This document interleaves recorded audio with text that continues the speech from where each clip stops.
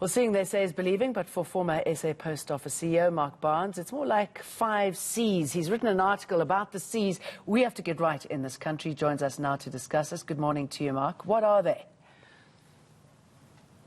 Morning, Jane. Beg your pardon?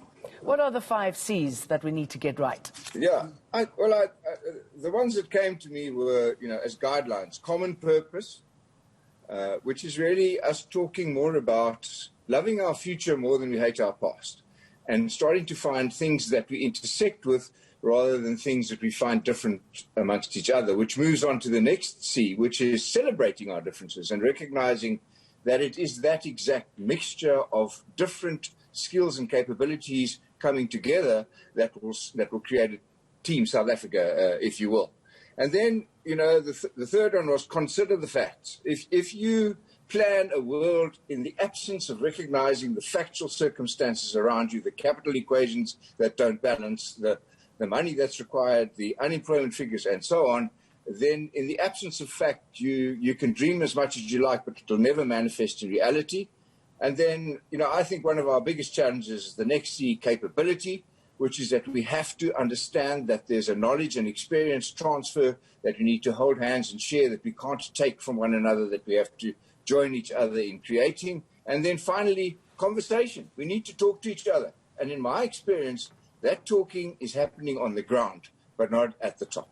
And so we all know amongst us on the ground what's required. If you stop anyone in the street, instead of giving you a problem statement, they might suggest a real solution. Let's listen to one another again. All right. I mean, that is one of the hardest things, conversations, isn't it? I mean, you've got so many different viewpoints when it comes to, you've got the unions, you've got the top-down sort of management, and actually the real problems or solutions, as you say, on the bottom. How do we sort of expedite better conversation?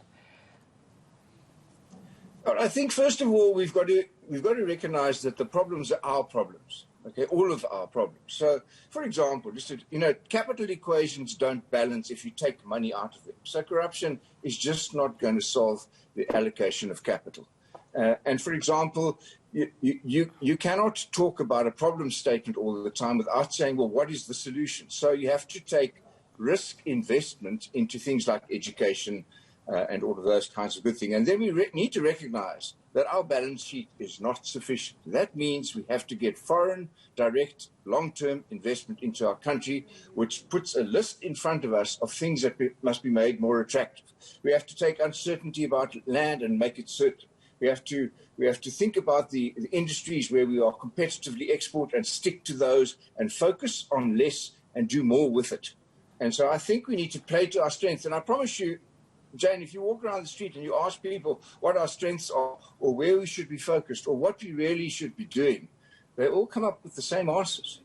They all know. We all know what we need to do. And we are, all of us, as the diverse population that we find ourselves in, happy to hold hands. And Mark, how do we deal with the corruption issue? I met some interesting people from Angola the other day, and they said what they'd found out, they'd worked in many parts of Africa, and they said the beautiful thing about South Africa's corruption is that at least it's invested in this country. You know what I mean? At least properties are bought and, the 20 car fleets are bought. So at least that money is still going through our system. Is there a better way we can deal with corruption, a smarter way? Because it's never going to go away.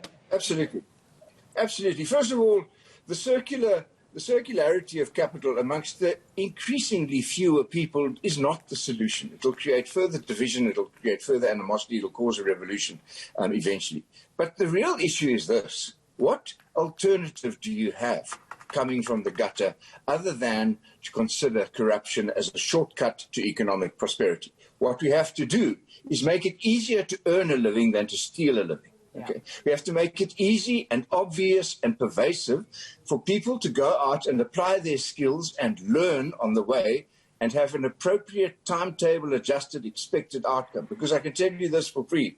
Free capital in is valueless. If you don't earn money, it's not worth anything. If you don't invest money, it will not give you a return. So transfers willy-nilly of cash without an underlying earnings creation will be futile, will be impotent, will not deliver prosperity. And so we need someone to wake up in the morning and go, you know what, I'd rather go and earn a living than steal one. And our reputation post-COVID and lockdown and the sort of draconian measures we had in, you know, that ridiculous tobacco ban, all that kind of stuff. What is our reputation internationally? I mean, how have we come out of it? Are there areas that have captured people's attention that's made them think, you know what, South Africa is still a good bet? Yeah, I mean, with some notable exceptions, like being the only country in the world which bans smoking and you know, alcohol, I think we've been okay in how we've handled you know, the COVID crisis. Nobody knows what the answer is, and everyone's floundering about from one lockdown to another, and from one vaccine to another, and from one promise to another.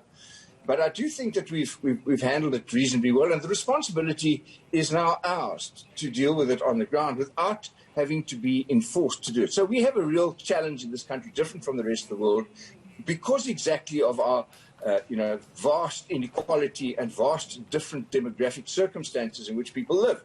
So you can't apply one lowest common denominator rule of lockdown to very diverse you know, social circumstances. But I think on balance, we've been seen to do it maturely. What's not good is that the power that is now vested in the you know, the controllers of the regulations has become a habit, and it's a bad habit. And you know, I think when people, you know, when you want to test people's character, give them that power and authority and see what they do with it.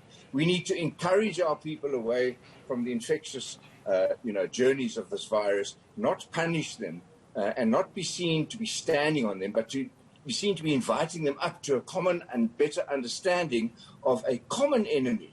Not an enemy that the state has ownership of and needs to make all the rules about. I think if you gave South Africans half a chance, they'd behave extraordinarily responsibility, although I must say that our CV is not that good for the last little while. I think we've done okay on Corona. All right, Mark, always good to talk to you. Mark Barnes, thank you very much for that.